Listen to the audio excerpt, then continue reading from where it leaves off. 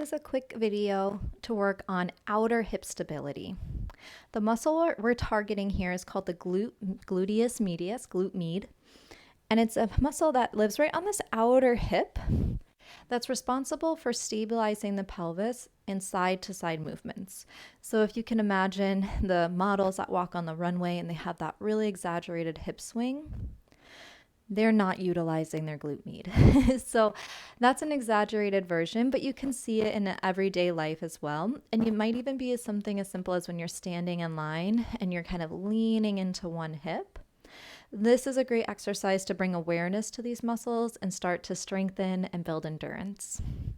So have one block, or you can stand on your stairs, or you can grab a solid book or two and come to stand on that block with your right foot. I'll mirror you. As you stand on the block with your right foot, start to push it down into the block there, and then begin to flex your left foot and feel that your front hip points here are even forward to back and up and down. And if you can imagine like someone was looking at you from far away, you want to kind of trick them into thinking you're standing on a level surface. Now from here, take your hand to that outer right hip and try to hug it in and up. You might already be doing that to find that leveling of the pelvis. And then we're going to let that go. So you're going to let the hip kind of sass out to the side and then hug the hip in and up again. Do that 4 more times. So you let it soften. Notice how it's not the knee bending, but this outer hip actually relaxing. And then hug back in and feel that contraction. 3 more times there. And as you go with your hand on the hip, you might actually feel the muscle kind of soften and fill out into your hand.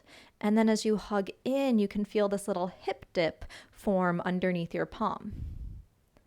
Letting it fall out and back in, and fall out and back in. And then hold it in here, soften the free leg, and if you feel steady, give it a little sway. Notice here again that the 2 hip points are even.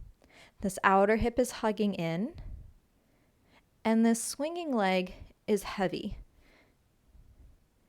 And you might have saw my toes just drag on the floor there. That was a little symbol that I let myself slack a little in that hip hugging in. So that's a good way to keep yourself honest. Now, if this is all feeling pretty good, you can start to swing circles with that leg. The movement with this leg doesn't really matter. You can do all sorts of things. The goal is to create some disturbance to your balance. Well, you use the strength of this outer right hip to keep hugging in and up and switch the direction of the circle to really start to find that stability, that support that's going to translate into the pelvis, the low back, making for stronger, happier hips.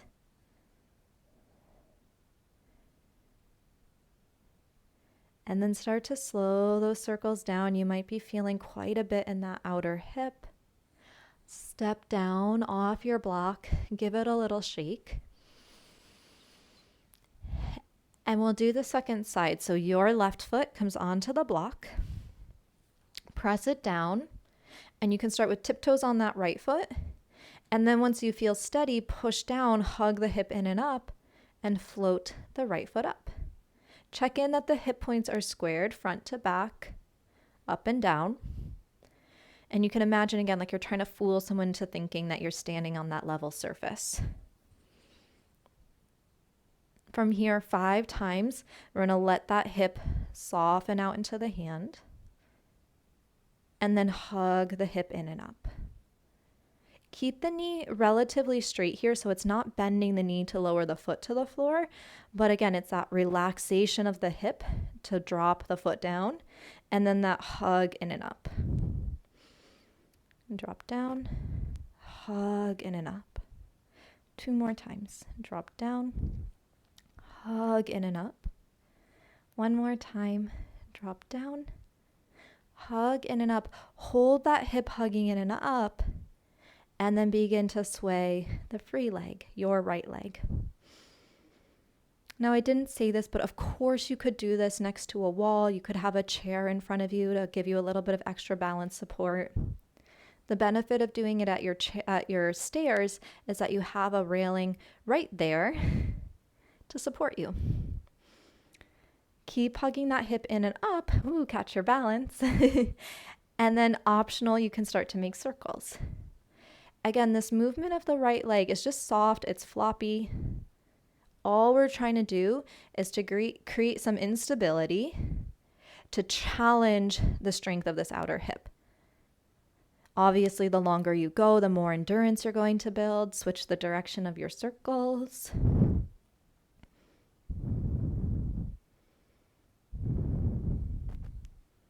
Notice if one leg is harder than the other. This is my challenging leg, you can probably tell. And then slow those circles down, step off your block. Again, give it a little shake. You can give the outer hips a rub. Take a breath. And if you noticed a difference between sides, which almost everyone does, I would recommend doing that side twice, helping to create more balance, more symmetry between the two sides of the hip. This is also a great exercise, like I said, to just start to bring awareness to this area. Incorporate it into your routine two to three times a week if you can. And just start to notice when you're standing in line, when you're standing in your kitchen doing dishes or making food, if you tend to sway off to one hip or the other.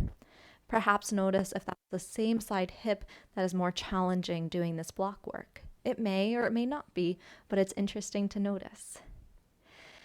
Again, 2 or 3 times a week would be great to incorporate this in. This is excellent for runners, people who are really active, but it's also great for everyday people who just want a little bit more strength and support in the outer hips. Let me know what you think. If you have any questions, just drop them below. Thanks so much.